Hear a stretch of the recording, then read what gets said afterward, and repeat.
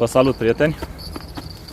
În urmă cu fix un an de zile mă aflam cu Cristina, Alin și Angela în Munții Bucegi.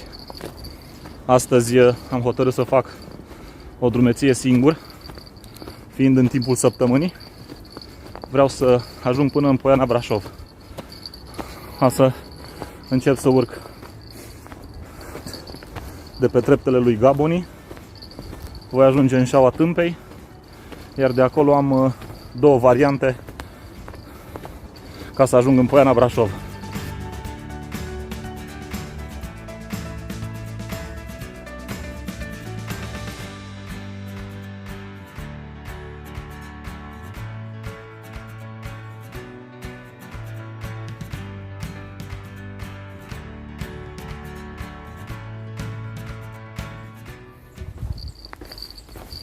De aici, din fața mea, începe urcarea pe treptele lui Gaboni. Nu știu cum sunt treptele. Am să văd acum, imediat.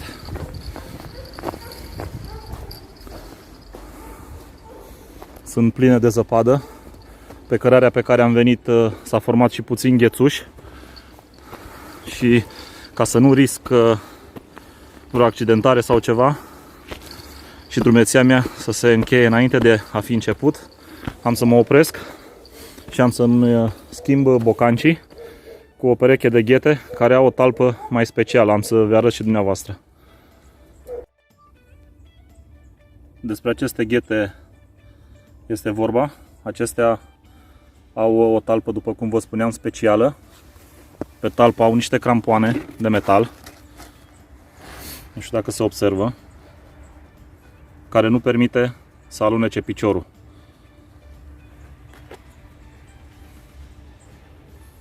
Ice bag, așa se numesc. Le-am mai folosit doar o singură dată în traseul pe Tâmpa, pe serpentine, și pot să vă spun că nu am avut probleme.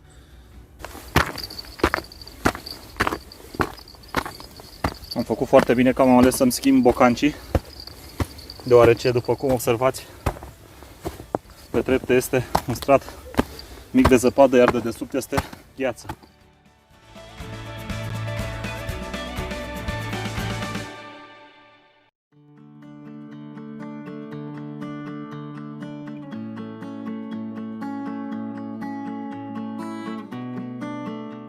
Treptele sunt destul de solicitante. Nu este un traseu foarte ușor, mai ales pe timp de iarnă.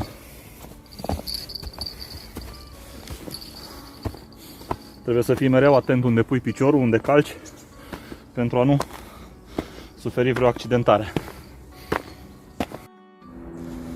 Aici, în plan apropiat, avem molul AFI, iar undeva mai în spate se află dealul Lempeș, la poalele căruia se află localitatea Sânt Petru.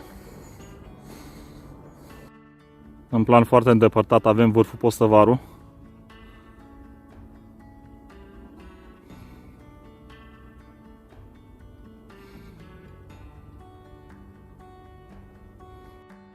Și în stânga Postăvarului avem vârful Piatra Mare.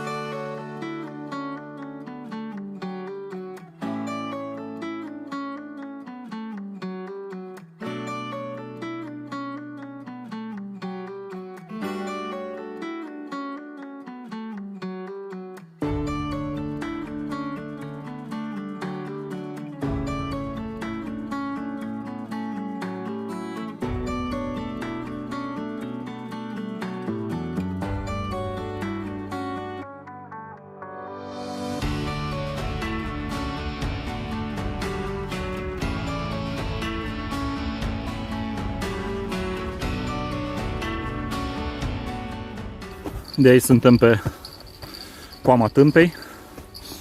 În maxim 10 minute ajungem la teleferic și de acolo tot așa în 5-10 minute la Belvedere.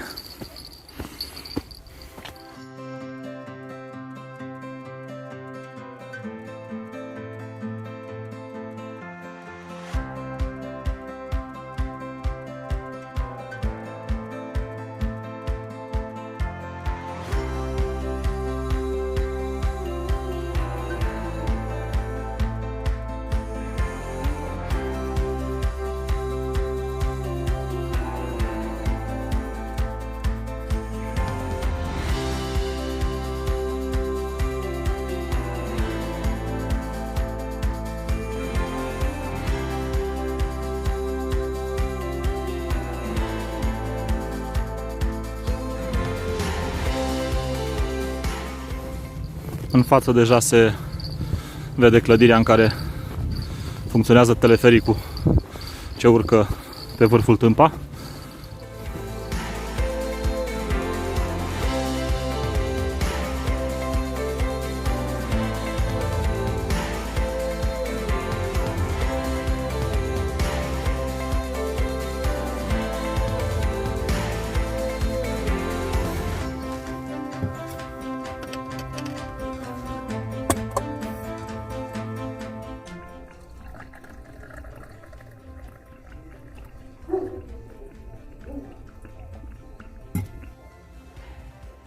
Un ceai fierbinte este binevenit oricând.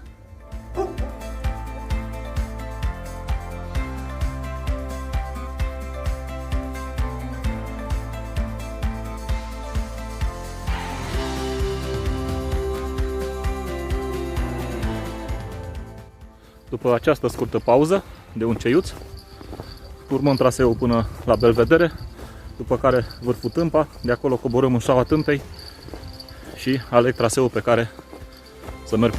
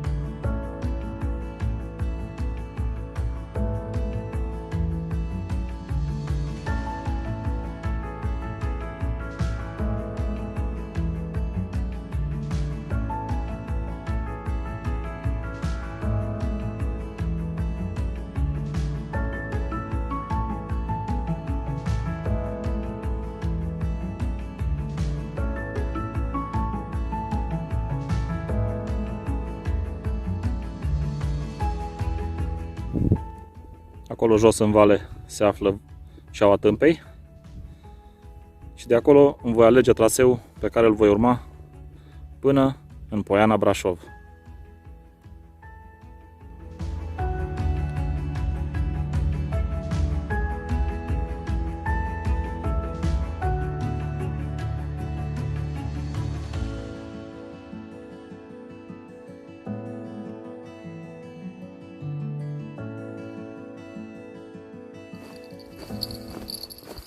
Vremea este splendidă. A ieșit și un pic soarele din ceață, dar foarte, foarte puțin. În 2 minute ajung în Șaua Tâmpei.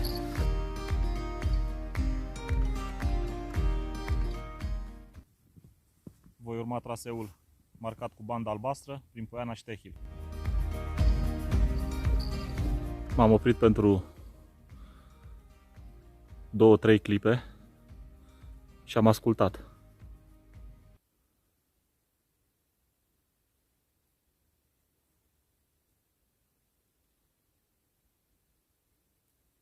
O liniște deplină.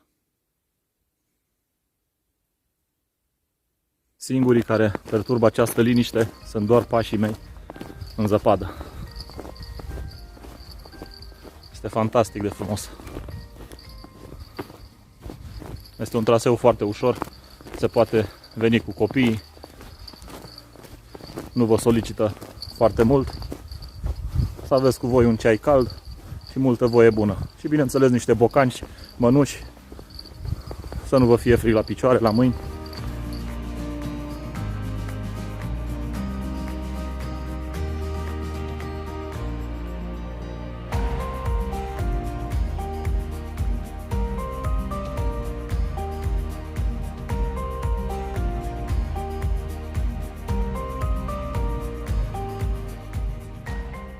Decât să stai cu telecomanda televizorului în mână și să bâșbâi dintr-un canal în altul, sperând că vei găsi ceva care îți va satisface pofta de cunoaștere, adrenalină sau de ducă, mai bine ți-ai pune bocancii în picioare, rucsacul în spinare și ai purcede la o drumeție în jurul Brașovului. Dacă nu ai făcut-o, atunci cu siguranță te uiți la acest videoclip, care sper eu că îți va deschide orizonturile și vei dori ca pe viitor să vezi și tu pe viu ceea ce am văzut eu în această drumeție scurtă de doar puțin peste 20 de kilometri.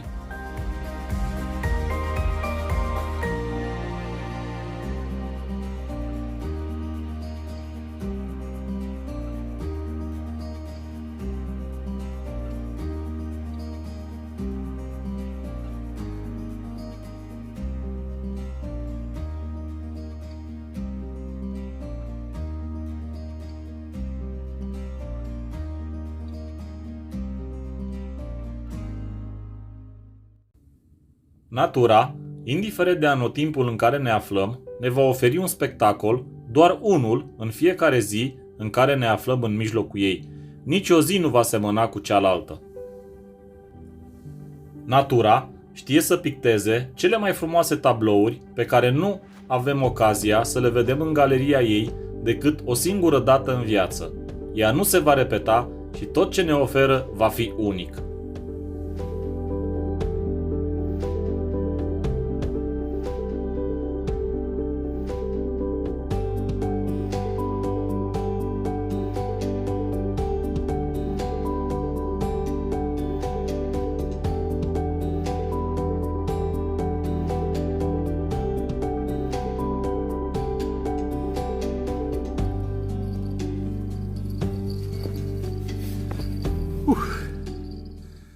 Nu e chiar atât de greu cât am făcut eu să par acum. Este foarte frumos. Pauză.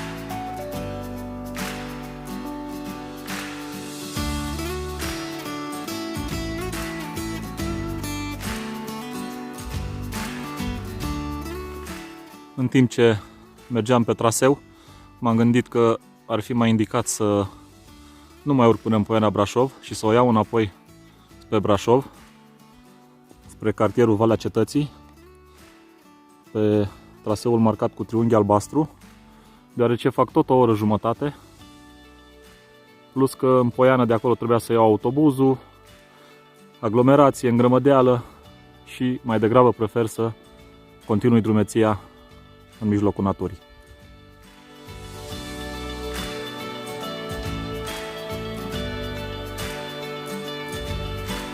Pe traseul acesta nu sunt urme decât ale unei persoane care a urcat, după cum se vede. Este mai multă zăpadă, dar este la fel de frumos ca și cel pe care am venit. Traseul pe care l-am urmat m-a adus direct la Iepure, în Răcădău, zona de picnic. Nu v-am mai arătat nimic de pe traseu pentru că nu a fost nimic spectaculos. De aici am să continui pe sub Tâmpa, pe deasupra cartierului Valea Cetății. Am să ajung din nou la treptele lui Gaburi, de unde am început traseul, și de acolo spre casă.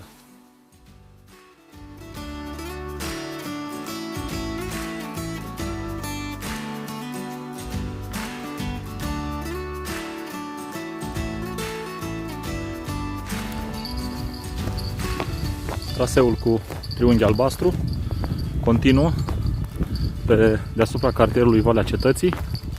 La un moment dat se intersectează cu drumul auto care coboară de pe Tâmpa și acesta duce până pe aleile de sub Tâmpa din zona telefericului.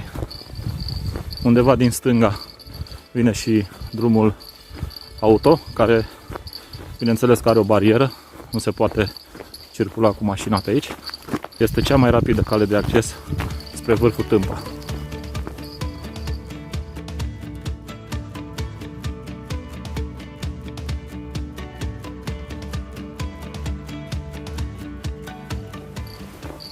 Și am ajuns în sfârșit din nou la treptele lui Gabuni, de unde am început această drumeție. Aici îmi voi schimba din nou ghetele, voi trece la Pocanci, iar de aici mai am vreo 3-4 km până acasă.